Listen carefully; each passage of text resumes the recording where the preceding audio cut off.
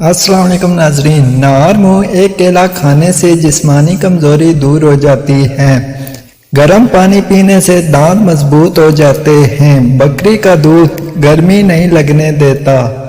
روزہ رکھنے سے دماغ بہترین کام کرتا ہے۔ کیلے کے چھلکے چہرے پر مسل لینے سے کبھی آپ کو کریم لگانے کی ضرورت نہیں پیش آئے گی۔ انجیر کھانے سے دماغ کی کمزوری دور ہو جاتی ہے۔ زیادہ ٹھنڈا پانی دل کی نسیں کمزور کر دیتا ہے، جو کہ دل کے دورے کا سبب بنتی ہے۔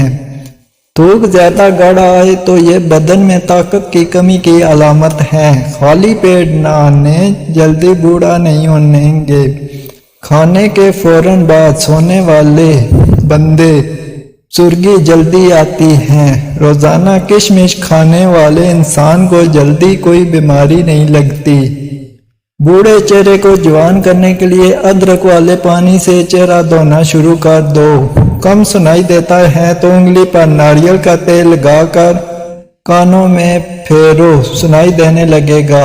صبح اٹھتے ہی سبز رنگ دیکھنے سے آپ کی بینائی تیز ہو جائے گی۔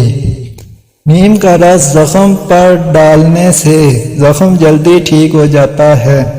کھجور کھانے سے کبھی نفسانی کمزوری نہیں ہوتی۔